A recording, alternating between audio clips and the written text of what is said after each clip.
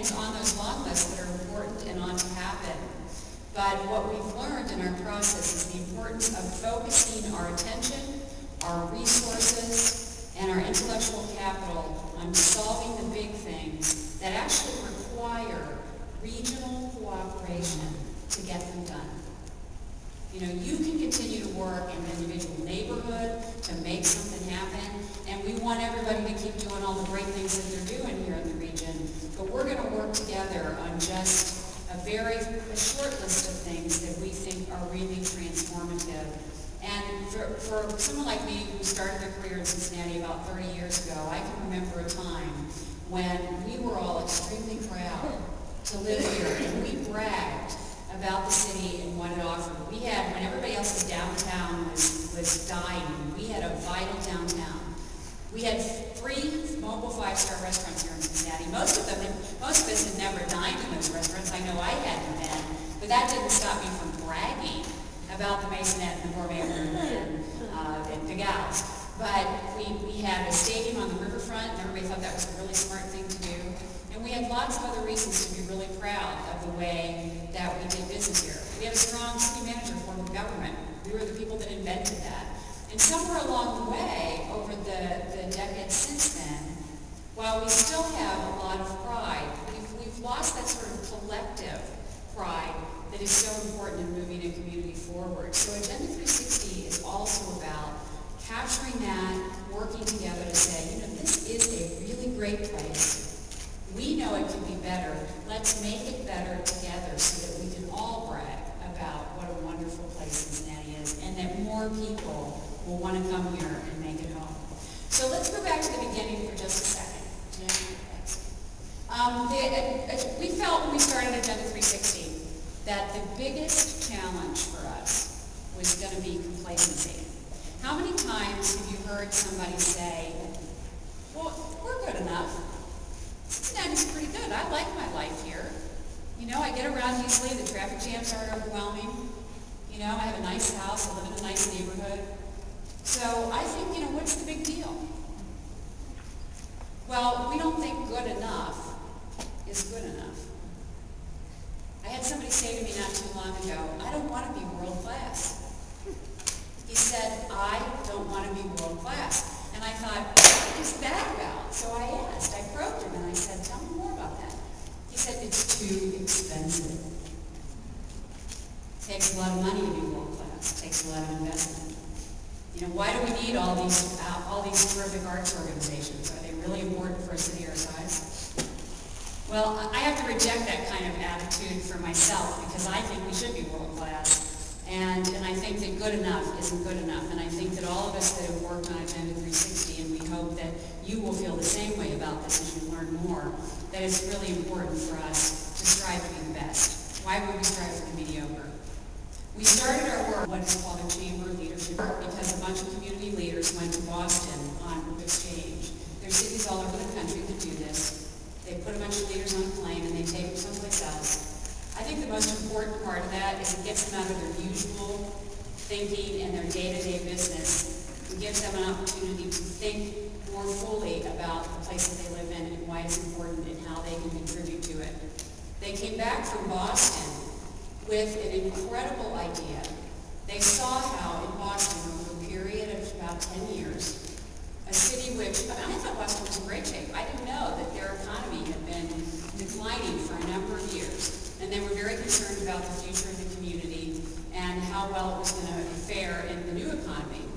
So they managed to put together a process where they got the Boston Brahmins who never talked to anybody, and they got the guys in the South End and a lot of other people together around tables, and they created their first shared agenda.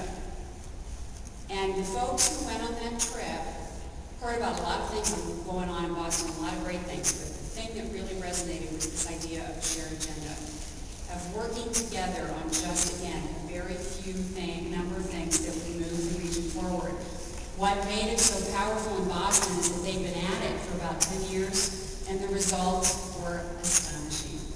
Boston is on the rise again, and it's because of the shared agenda.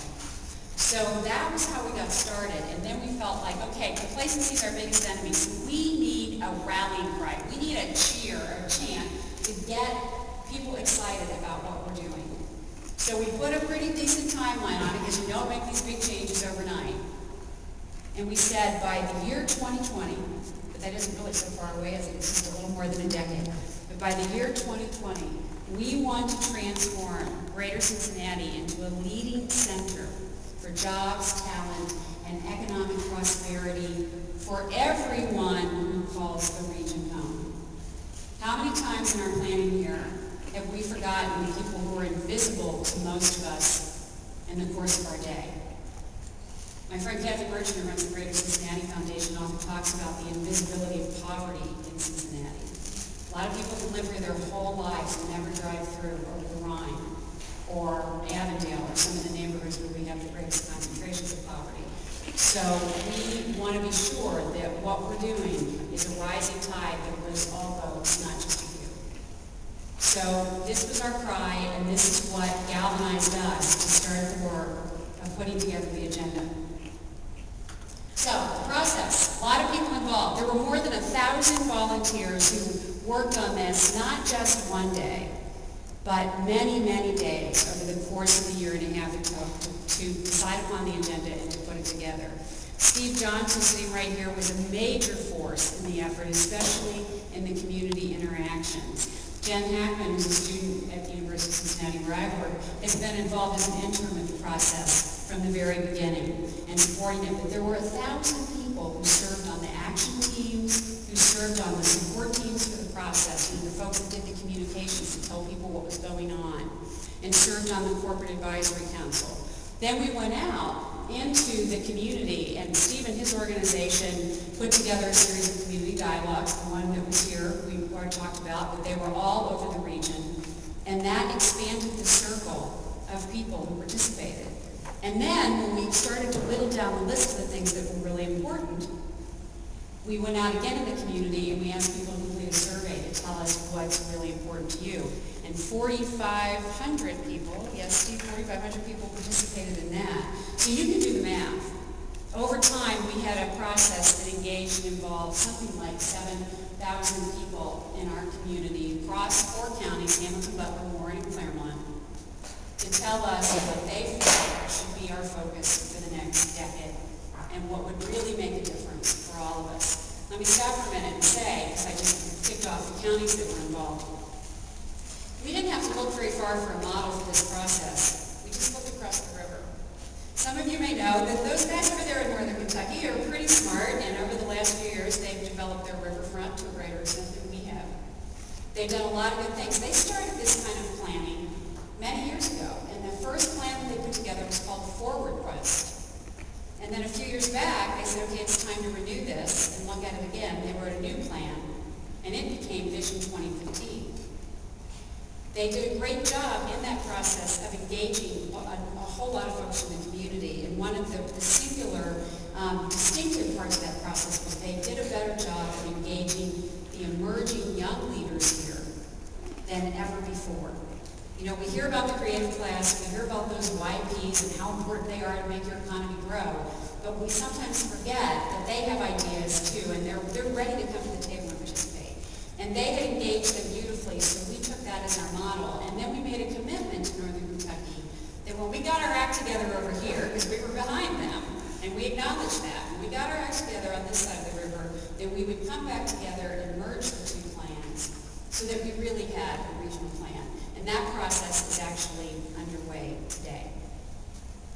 So this diagram sort of tells the story in a nutshell about what the outcomes of the process were.